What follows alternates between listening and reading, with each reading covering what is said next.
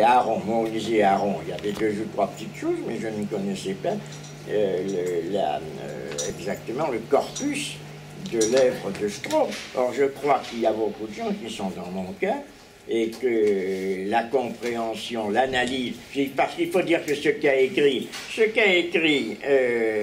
Deleuze dans l'image temps est intéressant, attire l'attention sur les Straub, mais et pour quelqu'un qui ne les a pas, qui n'a pas vu le film de Straub, c'est rigoureusement inintelligible, c'est-à-dire que ça n'a pas de sens, on ne voit pas du tout ce que ça veut dire, parce que il ne permet pas, les pages que Deleuze lui a consacrées, ne permet pas à quelqu'un qui n'a pas vu un film de Straub de se rendre compte du tout, que ça peut-être, ça c'est absolument certain. Je ne sais pas, pour moi tout au moins.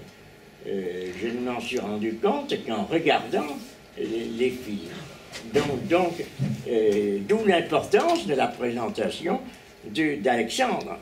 C'est ça, ce qui est dommage. Enfin, si précisément ça passe, comme ça passe sur l'Internet, puisque les séances peuvent être rediffusées, ça n'a pas d'importance, puisque ce que tu diras sera diffusé pour un plus grand public, donc les gens, à ce moment-là, pourront se rendre compte de quoi il s'agit. Je te laisse la parole. René, merci à toi, merci à vous tous. Je suis comme d'habitude heureux de venir et de revenir dans ton séminaire. Merci à Thierry aussi pour sa patience. Un peu fort, Alexandre, parce que j'ai pitié de mes oreilles. Ah oui, pardon. Je te remercier René, je remercie aussi Thierry. Je suis content d'être là, comme à chaque fois. J'étais très heureux aussi la fois dernière d'avoir entendu Rancière revenir à Paris 8 et parler ici. Et en effet, ce que je voulais faire, c'était présenter une œuvre que j'aime et que j'admire, qui est celle des Straub. Et pour la présenter, en fait, je voulais revenir sur un texte, en fait, que je vais reprendre un petit peu, mais qu'on a écrit avec mon frère sur le film Othon. Ensuite, parler du film qui passe en ce moment, qui s'appelle Kommunisten, et peut-être aussi montrer un autre passage d'une séquence très belle d'un film qui s'appelle Lothringen, Lorraine. À Lothringen. Donc tu l'as vu celui-là? C'est ça, sur magnifique. À partir de Colette Baudot de Barès. Voilà. Alors pour commencer, je vais vous passer un très bref extrait d'Othon, qui sont les premières minutes du film, parce que ça sert à rien en fait d'en parler sans le voir. Je ne sais pas si vous l'avez vu, non. Si j'ai pris, si on a aimé, si j'aime ce film autant, c'est parce que Daniel Huyet le décrivait comme étant le plus violent qu'ils ont pu faire. Il date de 1979 et Othon reprend la pièce de théâtre fameuse de Corneille. Je vous passe les 10 premières minutes, simplement. Et puis, je voulais vous dire que c'est violent, quoi. C'est violent, c'est-à-dire que c'est assez inattendu et douloureux. Et c'est aussi très beau et bouleversant. Donc, je vous passe juste ces 10 premières minutes. Et puis, ensuite, on va en parler.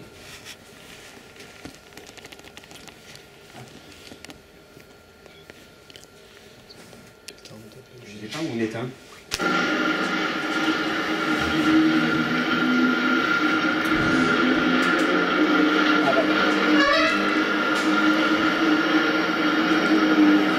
De quoi c'est ça?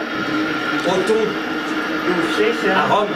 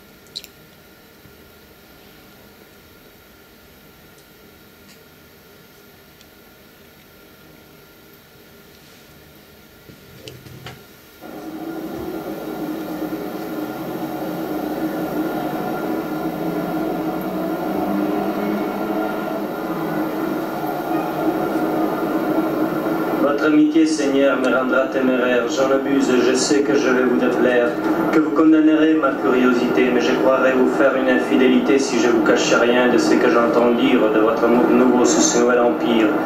On s'étonne de voir qu'un homme tel qu'Othon, Othon d'Oléophée, soutienne le grand nom, daigne d'Invinius se réduire à la fille, s'attache à ses consuls qui ravagent, qui pillent, qui pétouchent la voix auprès de l'empereur, mais dont tout le pouvoir ne sert qu'à faire horreur, et détruit d'autant plus que plus on les voit croître, ce que l'on doit d'amour aux vertus de son maître. Ceux qu'on voit s'étonner de ce nouvel amour n'ont jamais bien conçu ce que c'est que la cour. Un homme tel que moi, jamais ne s'en détache, il n'a point de retraite ou d'ombre qui le cache. Et si du souverain la faveur n'est pour lui, il faut qu'il périsse ou qu'il prenne un appui. Car le monarque agit par sa propre conduite, mais pareil sans péril se range à sa suite. Le mérite et le sang aussi font discerner. Et quand le potentat se laisse gouverner, que de son pouvoir les grands dépositaires n'ont pour raison d'état que leurs propres affaires, ces lâches ennemis de tous les gens de cœur cherchent à nous pousser avec toute rigueur, à moins que notre adroite et prompte servitude nous dérobe aux fureurs de leur inquiétude. Sitôt que de Galba le Sénat eut fait choix dans mon gouvernement, j'en établis les lois. Et je fus le premier qu'on vit au nouveau prince donner toute une armée et toute une province. Ainsi je me comptais de ses premiers suivants. Mais déjà Vinius avait pris les devants. Marcian, l'affranchi dont tu vois les pillages, avait avec la cuisse fermé tous les passages. On approchait de lui que c'est leur bon plaisir. J'eus donc pour m'y produire un des trois à choisir. Je les voyais tous trois s'hâter sous un maître qui chargeait de langage à peu de temps en lettres, et tous trois l'envie s'empressait ardemment à qui dévorerait ce règne de moment. J'eus horreur des appuis qui restaient seuls à prendre. J'espérais quelque temps de m'en pouvoir défendre. Mais quand Nymphidius d'un Rome assassiné fit place au favori qu'il avait condamné, que l'accuse par sa mort fut préfet du prétoire, que pour couronnement d'une action si noire, les mêmes assassins firent encore percer Varon, Turpilian, Capiton et Macère, je vis qu'il était temps de prendre mes mesures, qu'on perdait de Néron toutes les créatures, et que demeuré seul de toute cette cour, à moins de protecteurs, j'aurais bientôt mon tour. Je choisis Vinius dans cette défiance, pour plus y aurait j'en cherchais l'alliance. Les autres n'en ni sœurs ni filles à me donner, deux sans ce grand nœud, tout est à soupçonner. Vos vœux furent reçus. Oui, déjà l'hyménée aurait avec Plotine une destinée si ces rivaux des temps savaient divertir un maître à qui sans eux n'osait rien consentir. Ainsi, tout votre amour n'est qu'une politique et les cœurs ne sont point ce que la bouche explique. Il ne le sentit pas Albert du premier jour, mais cette politique est devenue amour. Tout m'emplaît, tout m'encharpe, mais mes premiers scrupules prennent un si cher objet passé pour ridicule. Vinius est consul, Vinius est puissant, il a de la naissance, et s'il est agissant, s'il suit défavorer la pente trop commune. Plotine en lui, c'est soin de sa fortune, son cœur est noble et grand. Quoiqu'elle ait des vertus, vous devriez d'Alain être un peu combattu. La nièce de Galba pour d'autres à l'Empire, vaut bien que pour elle assez pris on soupire. Son oncle doit bientôt lui choisir un époux, les mérites des sangs font un éclat en vous, qui préjoindra encore celui du diadème. Mon cœur c'est pour extraire à ce que j'aime, et que pour moi Camille aurait tant de bonté que je dusse espérer de m'en voir écouter. Si comme tu l'as dit, sa main doit faire un maître, aucun de nos tyrans n'est encore là de l'être. Et ce serait tous trois les attirer sur moi, qu'inspirer sans l'erreur d'apercevoir sa foi. Surtout de Vinius, le sensible courage ferait tout pour me perdre, pour prendre l'outrage. Et souvent j'aurais même à la face des dieux si j'avais sur Camille détourné les yeux. Pensez-y toutefois, ma sœur est auprès d'elle, je puis vous y servir, l'occasion est belle. Tout autrement que vous s'en laisserait charmer, je vous dirai plus si vous osez l'aimer. Porte la d'autres comment c'est d'abord si inutile, mon cœur tout applaudi est fermé pour Camille. La bonté de l'objet, la honte de changer de succès incertain, l'infaillible danger, tout fait à tes projets d'invincibles obstacles. Seigneur, à moins de rien, c'est fait des miracles. Assez de grands rivaux, peut-être serait doux d'Ottavinius, un gendre tel que vous. Et si l'un, par bonheur à Galba, vous propose, ce n'est pas qu'après tout j'en sache aucune chose.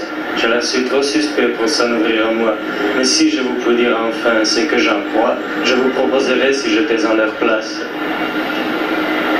Aucun d'eux ne fera ce que tu veux qu'il fasse. S'ils peuvent jamais trouver quelque douceur à faire que Galba choisisse un successeur, ils voudront par ce choix se mettre en assurance et n'en proposeront que de leur dépendance. Je sais, mais Vinius que j'aperçois venir. Laissez-nous seuls, Albin. Je veux donc tout dire. Je crois que vous m'aimez, Seigneur, et que ma fille vous fait prendre intérêt en toute la famille. Il en faut une acheteur. Et non pas seulement qui consiste de voir dans son précédemment. Il la faut plus solide. Il la faut d'un cœur digne, en effet, de commander un homme. Il faut ne plus l'aimer. Pour trop d'amour. Il faut faire encore plus, Seigneur, dans ce long jour. Il faut aimer ailleurs. Que osez-vous dire? Je sais qu'à son limite, votre cœur respire. Mais elle et vous et moi, nous allons tous périr. Et votre change seul nous peut tous secourir. Vous me devez, Seigneur, peut-être quelque chose. Sans moi, sans mon crédit, qu'à leur dessein je pose, Lacus et Marcian vous auraient fait souffrir. Il faut à votre tour rompre un cou qui m'appelle. Et qui, si votre cœur ne s'arrache à applaudir, vous enveloppera tout deux en ma ruine. Ce soir, je me veux accepter m'ordonner que je change, et vous, mais... Écoutez, l'honneur que nous ferait votre illustre Hyménée, des deux que j'ai nommés, car l'âme si gênée que jusqu'ici Galba, qu'ils obsèdent tous deux, a refusé son ordre à la fée de nos voeux. L'obstacle qu'ils s'y font vous peut montrer sans peine quelle est pour vous et moi leur envie et la reine, et qu'aujourd'hui, de l'air dont nous nous regardons, ils nous perdront bientôt si nous ne les perdons. C'est une vérité qu'on voit trop manifeste. Et sur ce fondement, Seigneur, je passe au reste. Galba, vieille et cassée qui se voit sans enfant, voit qu'on méprise en lui la faiblesse des hommes, et qu'on ne peut aimer à servir sous un maître qui n'aura pas loisir de la bien reconnaître. Il voit de toutes parts du tumulte excité. Le soldat en Syrie est presque révolté. Vitellius avance avec la force unie des troupes de la Gaule et de la Germanie. Ce qu'il a de vieux corps le souffre avec ennui. Les Praetoriens murmurent contre lui. De leur Amphidius, l'indigne sacrifice, qui se là la demande de justice, il le sait, et prétend par un jeune empereur ramener les esprits et calmer la fureur.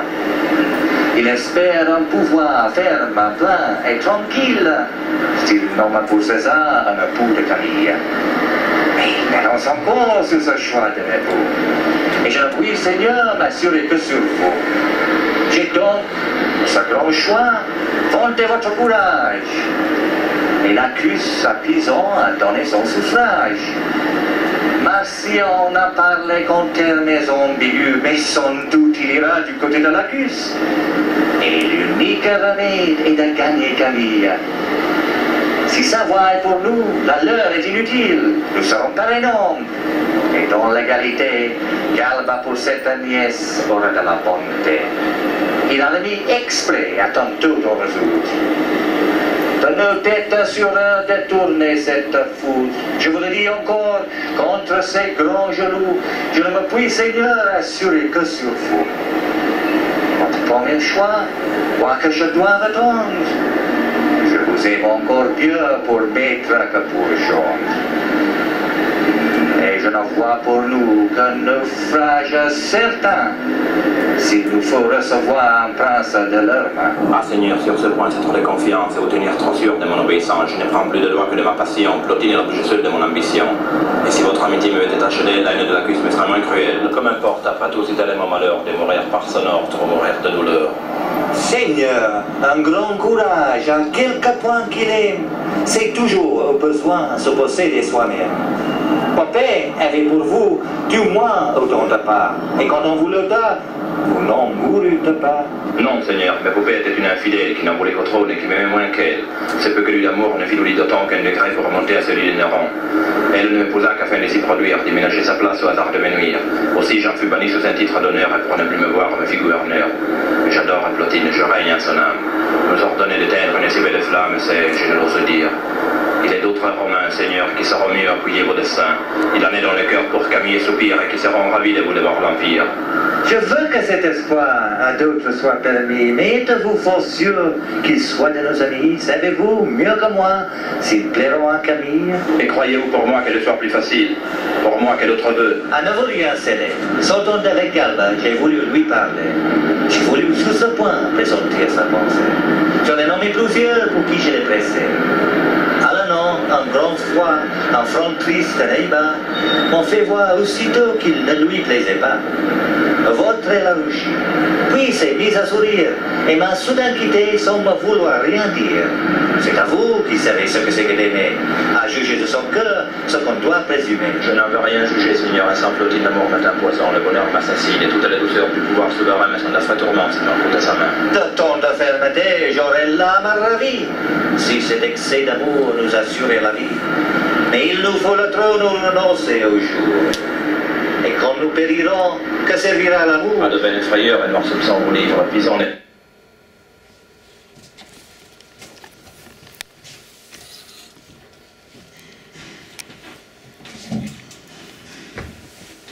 Je vous avais prévenu que c'était violent. Et le film dure à peu près 1 heure. Il a évidemment un peu fait scandale au moment où il est sorti, et le scandale est encore un peu d'actualité.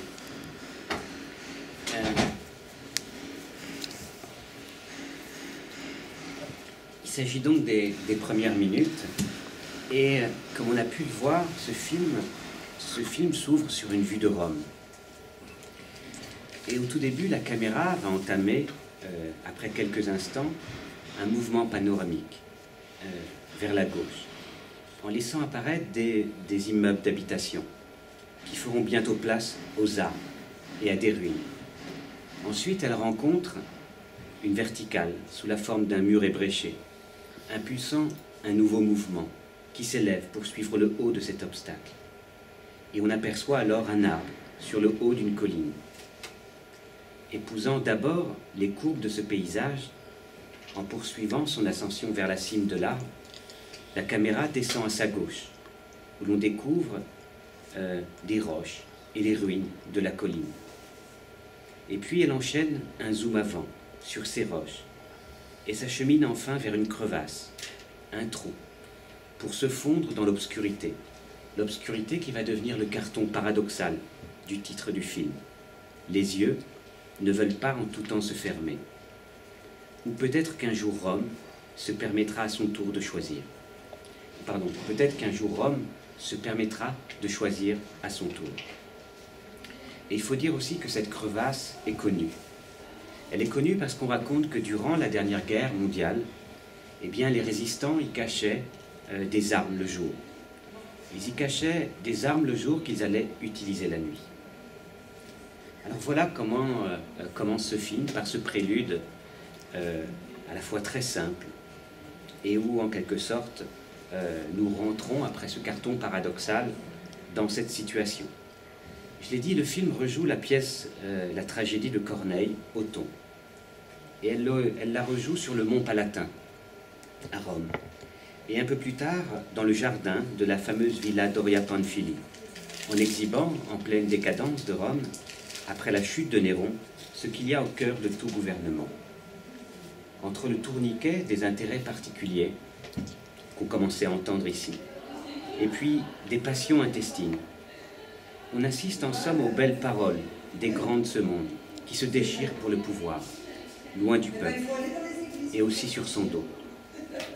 Et c'est à cette comédie qu'a identifié le pouvoir, engloutissant dans ses intrigues les tourments amoureux, l'abjection et la lâcheté nouent les affaires d'État, comme les petites affaires de tout un chacun finalement.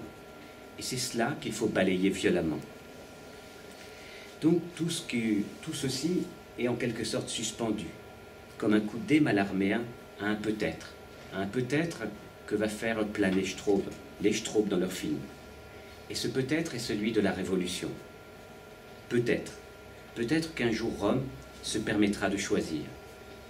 Mais ce peut-être signifie que le peuple ne doit plus laisser ceux qui le gouvernent permettre ou ne pas permettre. Il doit choisir, et pas simplement choisir celui ou ceux qui doivent gouverner, mais se permettre de gouverner lui-même, se choisir plutôt que de fermer les yeux. Donc tout se joue dans ce film, dans le vertige entre d'un côté des yeux qui ne veulent pas en tout temps se fermer, et un peut-être. De sorte que la maxime est peut-être la suivante: ouvrir les yeux et assumer le gardiennage et l'effectivité de ce peut-être est évidemment le propos de l'œuvre, son éthique et aussi sa politique. Alors Jean-Marie Straub et Daniel Huyet vont plonger cette pièce dans une architecture qui se veut contemporaine, du XVIIe siècle littéraire de Corneille. C'est-à-dire que les acteurs vont se retrouver un peu plus tard dans les jardins de la villa Doria Pamphili. Et cette pièce, elle se déroule par ailleurs, comme on l'a vu dès les premiers plans, elle se déroule sur les terrasses du mont Palatin, dans les vestiges des palais de cette Rome antique. Et entre les deux sites, il y a donc des habitations populaires. Il y a la circulation des voitures, la rumeur de la ville contemporaine. Il y a, pour le dire avec Gilles Deleuze, un peuple qui manque. un peuple dont on perçoit pourtant les allées et venues, pendant que les nobles, ou en tout cas ces membres des grandes familles romaines parlent, et un peuple dont on entend l'activité tout au long du film comme une rumeur sourde. Car ces vers cornéliens, et aussi les corps costumés des personnages, sont confrontés au vacarme de la circulation des voitures, à l'agitation de la ville contemporaine, que l'on distingue en contrebas. Et ce sont donc les trois temporalités qu'on retrouve enchevêtrées, qui vont bouleverser l'ordre ou la manière de la représentation, sur fond d'un bourdonnement constant, celui du ici et du maintenant. Alors parmi ces temporalités, il y a celle contemporaine de la pièce elle-même.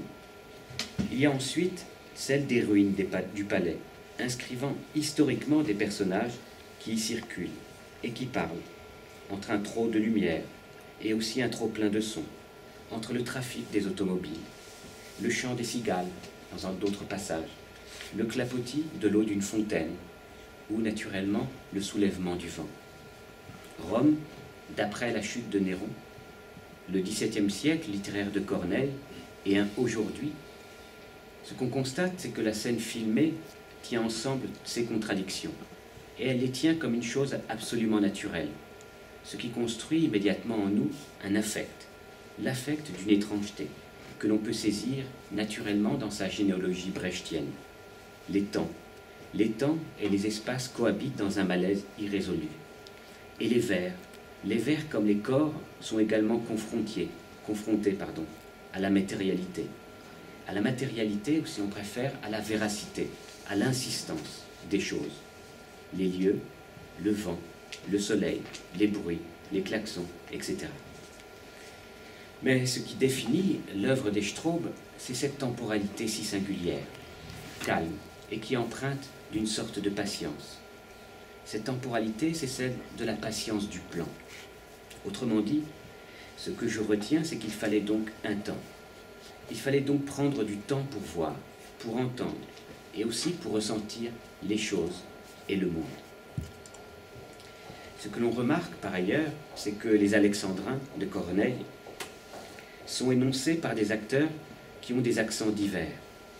Et la langue est elle-même déclinée dans une rapidité qui neutralise la littéralité, pour nous confronter à une sorte de phrasé monocorde, à une étrange musique aussi bien, comme si le sens des mots, qui sont pourtant malmenés, comme si le sens des mots importait davantage que le lyrisme conventionnel des vers. Et ces mots, qui sont ici d'abord l'affaire des grandes semondes entre eux, des grandes semondes qui sont au-dessus de la vie. Des mots qui sont surtout en lutte avec tout ce qu'il y a. Et ce qu'il y a, c'est le tourbillonnement du vent, des variations de la lumière, le chant des cigales plus tard, ou ici, le vacarme des voitures. Un vacarme incessant des voitures qui se mêle au tourbillonnement du vent. Ce qui fait en somme que la lutte que l'on ressent n'est pas simplement celle pour le pouvoir entre des grandes familles romaines. Elle se joue également quelque part entre les mots, les bruits et puis les choses. Et ce grognement de la société industrielle que l'on découvre en contrebas renvoie aussi à une inflexion, qui est l'inflexion des accents bruyants et refoulés, d'une lutte des classes qui monte, embrouillant ou s'en mêlant aux voix, une lutte qui est aussi manifeste dans notre regard, dans le plan. Alors, dans la langue, qui est déjà troublée dans la mécanique des rythmes et de ses accents, qui désaccordent le lyrisme des conventions, il y a donc quelque chose comme une division qui travaille. Et on dira donc que le 1 du langage, le 1 qui est bien tranquille du langage, en tout cas celui qu'on est habitué à entendre, ce 1, selon une formule fameuse, ce 1 se divise au moins en deux. Il se divise dans les mots d'abord, mais aussi et surtout dans les mots et les bruits. Les mots qui composent avec le bruit dans une sorte de lutte. Alors ce qu'on appelait tout à l'heure le peuple, que je mets entre guillemets, eh bien le peuple est ici celui dont la rumeur vient assourdir, déborder ou dédoubler les mots. Ce qui insiste ici et maintenant, ou ce qui insiste dans un arrière-plan. Car le peuple, ou plus exactement la puissance que manifestent les Straume, eh bien cela commence dans la ruine entre ce qu'on entend et ce qu'on ne veut pas entendre, entre ce qu'on voit et ce que l'on ne veut pas voir. Et ce qu'on entend ici, ce sont aussi les parasitages, la rumeur accompagnant ou entravant les mots, le bourdonnement des voitures, ou ailleurs, celui des insectes, le clapotis de l'eau et le bruissement du vent. Et ce que l'on voit, eh bien, c'est la présence ou les manières de ces acteurs, mais aussi l'air, la lumière éprouvant les corps et les paysages, tout ce dehors des intrigues des hommes avec lesquels il faut pourtant composer. Un dehors qui vient contraindre et déstabiliser l'ordre établi.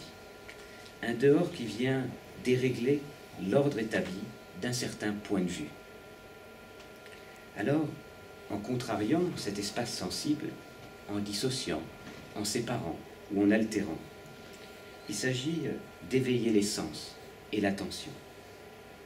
La scène, cette sorte de situation que construisent Daniel Huet et Jean-Marie Straub, vise dans l'opération d'un et dans l'opération d'un avec, affirmant une division ou affirmant une sorte de supplémentarité, à désaccorder l'ordre de la signification pour qu'advienne autre chose. Et il s'agit, selon moi, tout simplement d'apprendre à voir et à entendre. À voir, par exemple, la lutte des classes, se profilant dans la rencontre entre les mots d'en haut et la circulation en bas. Il dérègle donc la signification et la grammaire sur laquelle repose un certain ordre du monde, c'est-à-dire qu'ils détruisent ce monde pour en rendre sensible un autre. Et ils nous disent en somme quelque chose comme « commence donc par voir ». Commence donc par voir et par entendre ce qu'il y a sous tes yeux et ce qu'il y a sous tes oreilles.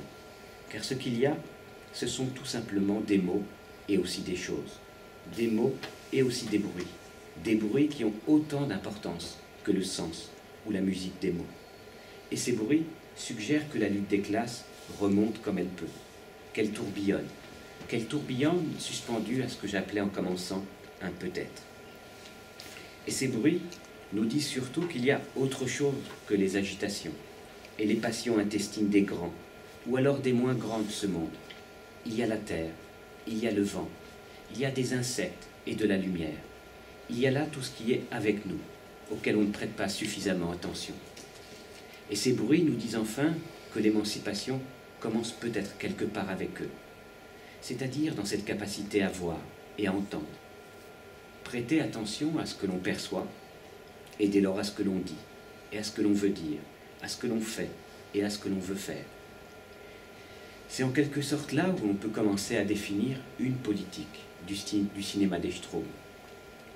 Autrement dit, non pas en comprenant trop bien ce que l'on voit et ce que l'on entend, mais en entendant mal d'abord, et en voyant mal aussi, pour mieux regarder et mieux entendre ensuite. Car voilà comment cela se passe dès les premiers plans du film. Un film qui va s'ouvrir dans le malaise irrésolu du bruit, avec l'étrangeté aussi de ses costumes, comme de ses postures des acteurs qui définissent des lignes de force, de ces alexandrins et de ces voix aux accents étrangers. L'œuvre va confronter les vers cornéliens et les corps costumés des acteurs au réel des lieux en ruine, dans lesquels la dramaturgie les inscrit, entre cette vieille Rome qui est absente et cette Rome qui nous est contemporaine. Et ce faisant, l'œuvre affirme une crise, ou quelque chose comme une sorte de querelle qui concerne le statut de la réalité. Un grand conflit va donc s'engager ainsi entre les corps, les paroles, les paysages et la situation. Les désaccords et les distorsions de sortes de lutte qui vont tenir pourtant comme une structure, une même matière que l'on a sous les yeux. Et tout cela fait qu'on rentre difficilement, ajustant comme on peut les oreilles et les yeux à tâtons, en s'attardant par exemple sur le drapé d'un costume que soulève le vent, en s'attardant sur le charme ou la sensualité d'un corps, la vraisemblance, mais aussi l'absolue invraisemblance de la scène qui va baigner dans une sorte de dérèglement ou de malentendu. Ou alors cette façon que notre regard a de se déplacer et de se déporter des personnages vers le contrebas. Et tout cela va se poursuivre en s'accrochant au rythme altéré de la langue, qui est proféré selon une mécanique absolument improbable. Autrement dit, avec le vacarme des voitures, ou alors, en fonction du soulèvement du vent, on entend mal ce qui se dit. L'attention de l'ouïe et celle de notre regard font chacune leur chemin péniblement. Elles oscillent et se déportent ici et là. On perçoit un bourdonnement que l'on cherche aussitôt à congédier pour comprendre ou pour entendre, pour se fixer sur le curieux débit de paroles, pour les comprendre donc. Et puis, on se laisse aussitôt distraire par ailleurs. On s'abandonne quelques instants en découvrant la sensualité d'une présence, en interrogeant le paysage et la situation, ou alors interpellé par une variation de la lumière, pour revenir à ce qui est dit et à ce que l'on entend. C'est cette façon qu'a notre regard ou notre attention d'osciller entre ce qui est au premier plan et puis ce qui est dans un arrière-plan, ce qui est habituellement relayé dans un arrière-plan. Et si notre attention peut ainsi osciller, c'est parce qu'il y a cette sorte de patience du plan que nous confient les Strauss. Alors, on entend mal. On entend mal et on voit mal d'abord. Nos sens en viennent en quelque sorte à claudiquer. Or, s'ils claudiquent, c'est aussi pour chercher la formule d'une attention, dont on aurait en quelque sorte ici commencé à traiter l'atrophie. La formule d'une attention et d'un corps dont on aurait secoué ou éveillé assez brutalement la sensibilité. Et la sensibilité ici, c'est celle de l'écoute et aussi celle du regard. Autrement dit, on entend mal et on voit mal d'abord pour mieux regarder et mieux entendre ensuite. Et c'est cela, la politique de l'œuvre. Et ce que l'on ressent, c'est ce deux dont on parlait, ou alors un entre-deux, ou bien on se dit qu'il y a toujours quelque chose en trop, en plus, une sorte de désordre. On pourra donc dire que le deux est celui de la lutte des classes qui est enfoui, ou qui travaille entre les mots, les bruits et les choses. Mais on pourra dire aussi que le deux est d'abord celui d'un écart, un dédoublement ou d'un redoublement du regard et de l'ouïe qui se recouvre dans l'affect d'une étrangeté, pour inventer ce que l'on peut définir comme un étonnant paysage, ou un paysage insoupçonné. Inventer un paysage insoupçonné, c'est ce que font Jean-Marie Strauss et Daniel Huyet. C'est ce qu'ils nous confient très exactement, comme une étrange, une étonnante matière. Or, tout cela, Jean-Marie Strauss le formulait exemplairement. Il le formulait exemplairement dans la présentation qu'il fit de son film, en écrivant et en nous disant également ceci, que je vais vous lire. Mais le texte parlé, écrivait Strauss, mais le texte parlé, les mots, ne sont pas plus importants que les rythmes et les temps très différents des acteurs et leurs accents, pas plus importants que leur voix particulière, saisie dans l'instant, qui luttent contre ce bruit, contre le bruit, l'air, l'espace, le soleil et le vent, pas plus importants que leurs soupirs poussés involontairement, ou que toutes les autres surprises de la vie, enregistrées en même temps, comme des bruits particuliers, qui tout à coup prennent un sens, pas plus important que l'effort, le travail que font les acteurs, et le risque qu'ils courent, comme des danseurs de cordes ou des funambules, d'un bout à l'autre de longs fragments d'un texte difficile. Pas plus important que le cadre, dans lequel les acteurs sont enfermés, ou que leurs mouvements ou leur position à l'intérieur de ce cadre, ou que le fond devant lequel ils se trouvent, ou que les changements et les sauts de la lumière et de la couleur. Pas plus important en tout cas que les coupures, les changements d'image, de plan. Si l'on garde pour tout ceci à chaque instant des yeux ouverts et des oreilles ouvertes, on pourra même trouver le film captivant et remarquer qu'ici tout est information, même la réalité purement sensuelle de l'espace, que les acteurs laissent vide à la fin de chaque acte. Comme elle serait douce sans la tragédie du cynisme, de l'oppression, de l'impérialisme, de l'exploitation, notre terre, libérons-la. Il s'agit là d'un extrait d'une introduction qu'a écrite Straub lors du passage du film sous-titré à la télévision ouest-allemande. Et ça a été repris et publié dans un ouvrage qui est apparu aux éditions Ombre d'abord en octobre 1984. Alors, dans ces quelques mots, et il s'agit en réalité de 2 phrases, simplement de 2 phrases très longues.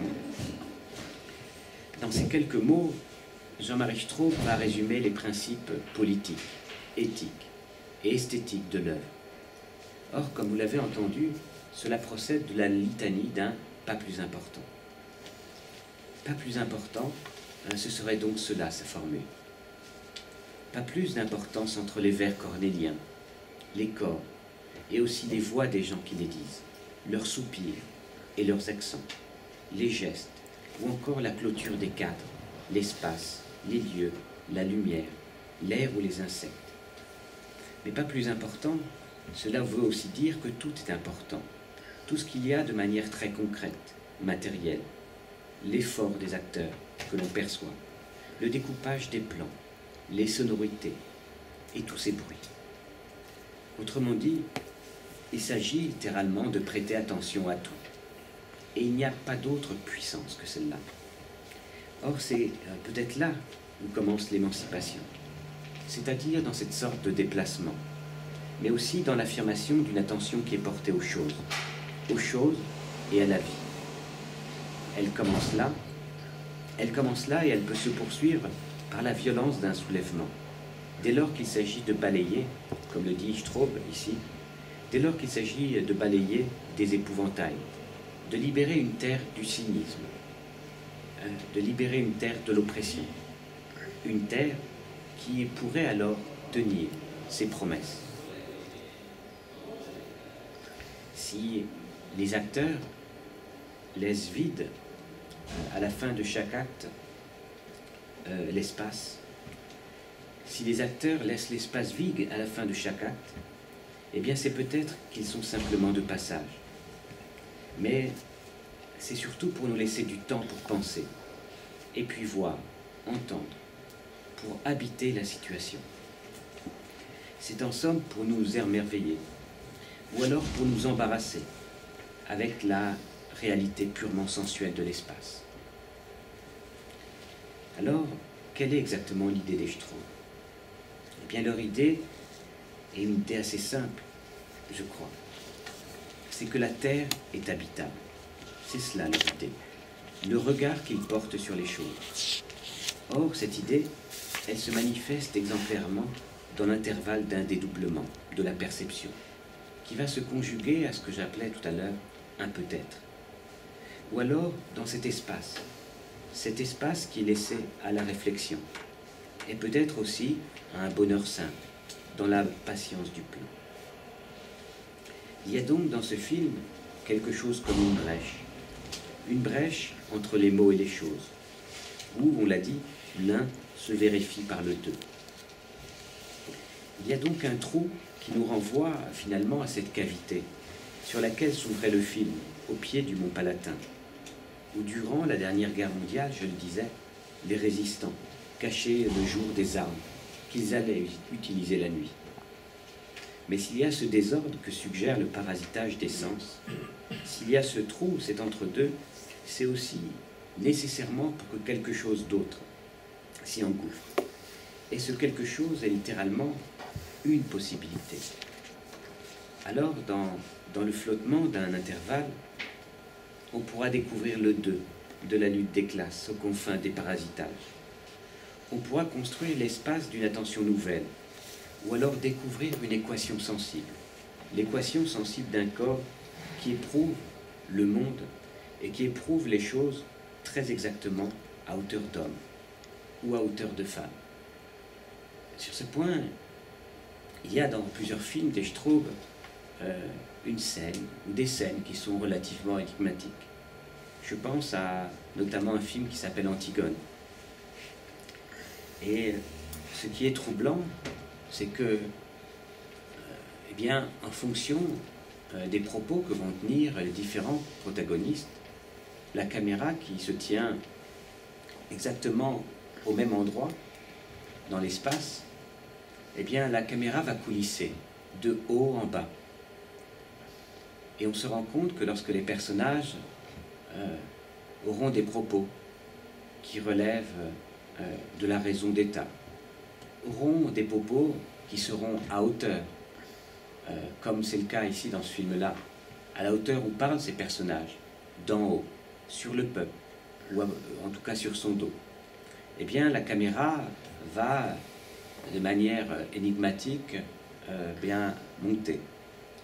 Elle va en quelque sorte s'accorder à cette hauteur-là, qui est au fond le regard d'une police ou des gouvernants sur le peuple. Et lorsque les propos vont être ceux des passions intestines, c'est aussi ce qu'on entendait là dans ces dialogues, eh bien la caméra va descendre. Elle va descendre pour se caler à hauteur de ventre. Et puis, lorsqu'Antigone va parler, elle, tout d'un coup, la caméra va se caler à hauteur d'homme, ou à hauteur de ce qu'est le regard d'un homme, et en l'occurrence d'une femme, ce qui est souvent le cas dans les films d'Echtro.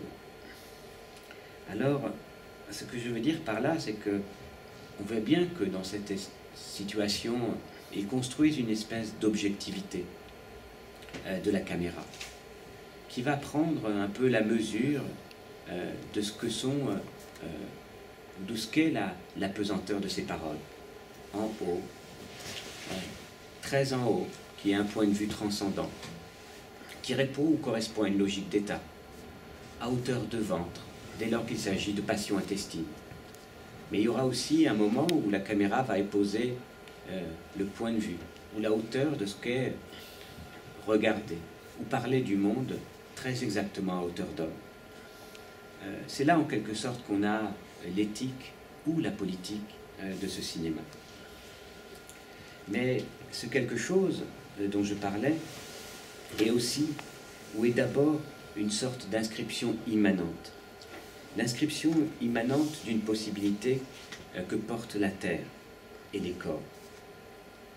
Car on voit bien dans les plans que je vous ai montrés, en déréglant en quelque sorte l'ordre du monde.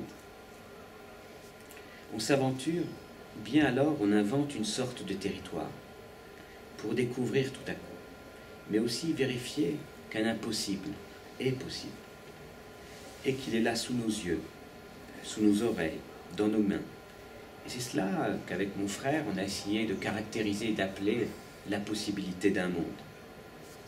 Mais cela, on peut encore le dire autrement. Car ce que l'on vérifie, c'est que nous sommes aussi, au bout d'un moment, capables de voir, d'entendre et de sentir ou de ressentir que notre terre est belle, qu'elle est là sous nos yeux, sous nos oreilles et aussi dans nos mains. Et c'est un peu comme ça que j'appréhende un peu ce film que je disais très violent parce qu'il nous désaccorde, ou en tout cas qui nous plonge dans quelque chose de relativement inhabituel, très inhabituel. Alors maintenant,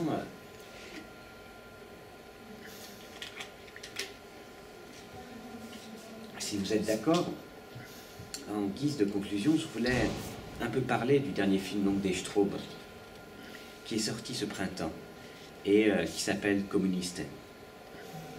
Un film que j'ai trouvé bouleversant et qui apparaît comme un bloc, une matière composée de 6 parties, dont 5 d'entre elles sont constituées d'un montage de fragments de films précédents, comme pour y prélever une sorte de fil conducteur.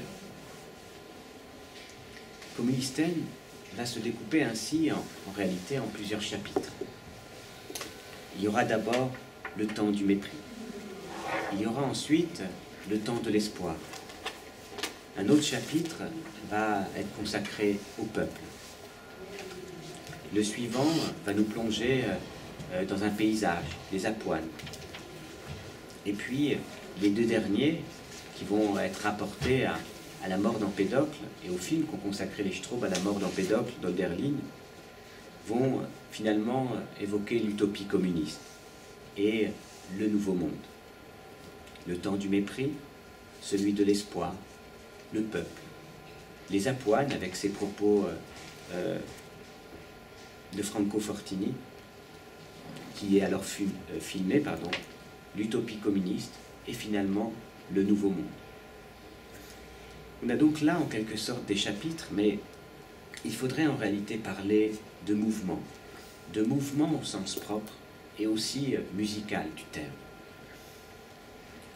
Alors si Jean-Marie Straub raconte volontiers que ce film est le produit de ses insomnies, d'insomnies au cours desquelles il serait finalement demandé ce qu'est le dénominateur commun de ce qu'ils ont fait, lui et sa compagne, Danielle Huyet, c'est finalement pour formuler à sa manière ce rêve imprécis, ce rêve dont parlait Karl Marx, et ce qu'il a désigné autrefois dans une lettre fameuse datant de 1847, je crois, comme le rêve d'une chose, et dont Pasolini a d'ailleurs écrit un roman qui porte ce titre.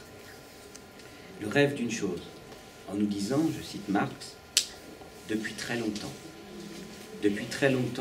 le monde possède le rêve d'une chose, dont il lui suffirait de prendre conscience pour la posséder réellement. »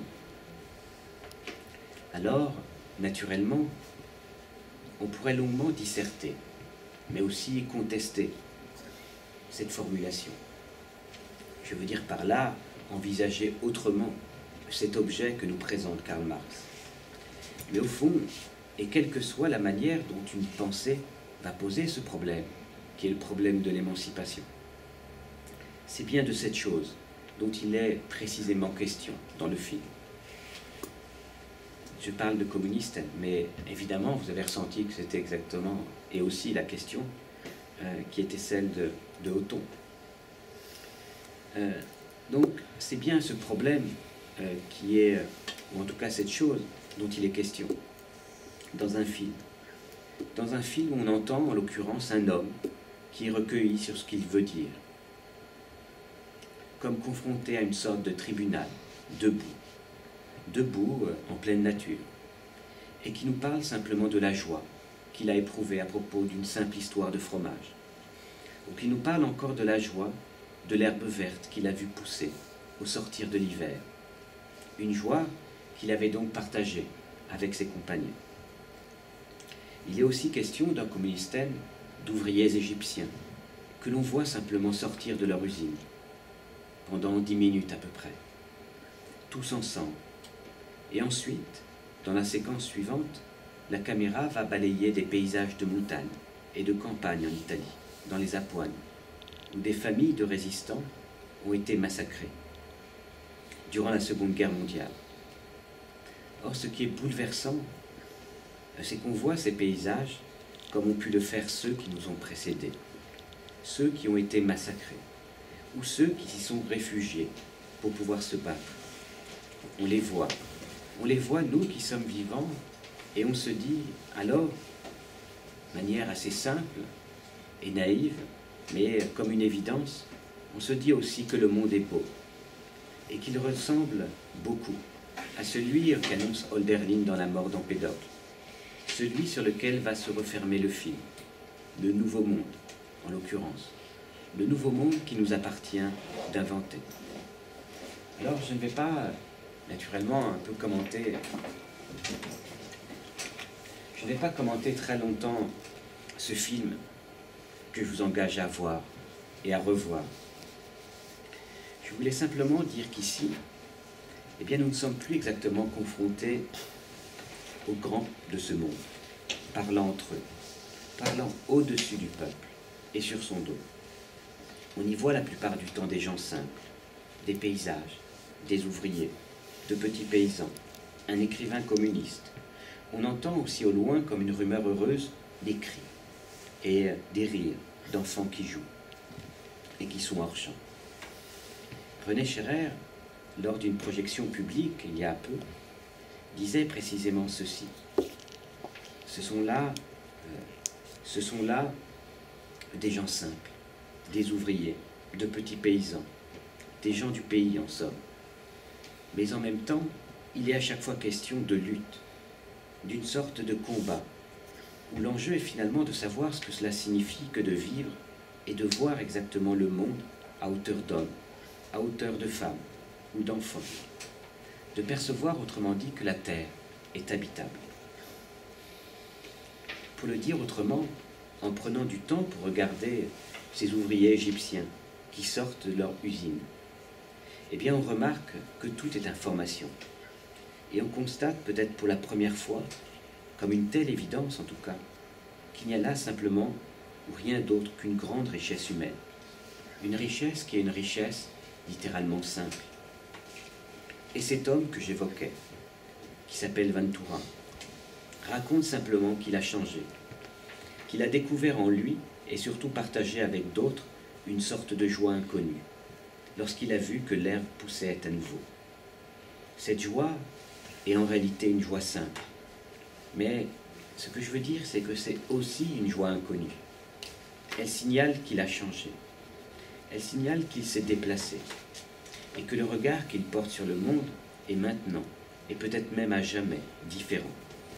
Et surtout, il sait quelque chose. Il sait, lui, comme cette petite collectivité de paysans et d'ouvriers qui s'est installée pour se construire un petit monde, comme cela arrivait au sortir de la Seconde Guerre mondiale en Italie, ce que Elio Vittorini raconte dans ses romans. Je veux dire qu'il sait, lui et cette petite collectivité, il sait et ils savent qu'ils sont au moins capables de cette sorte de joie.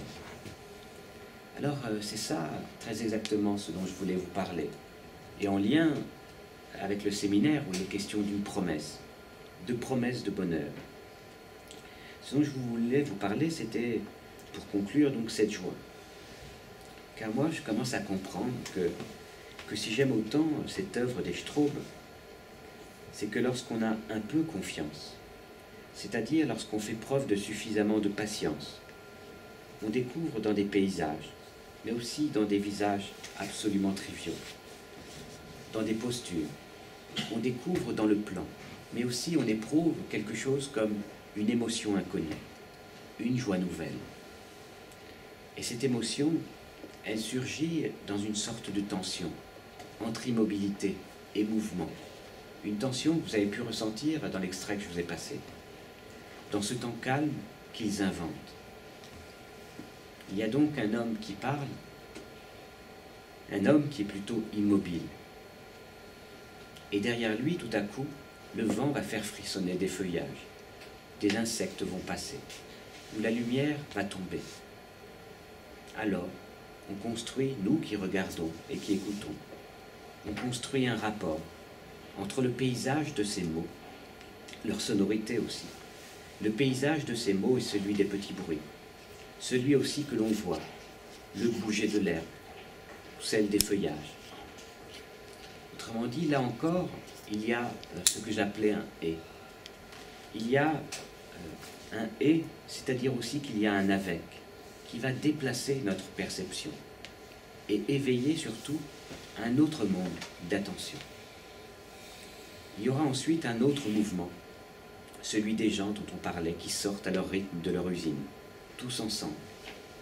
Et dans la séquence suivante, c'est la caméra qui va nous engager dans un nouveau bouger, en balayant lentement l'horizon, de gauche à droite, puis de droite à gauche, en balayant lentement l'horizon, en suivant le défilé des montagnes, en parcourant des campagnes, où l'on retrouve cette même couleur verte de l'herbe, celle des arbres, des feuillages, ce vert de la terre dont Hölderlin nous dit dans un vers célèbre, un vers que citent les Straub naturellement à la fin de ce film, dont le vert de la terre, dont Hölderlin nous dit que ce vert de la terre, eh bien qu'il se mettra peut-être un jour à nouveau à briller pour nous.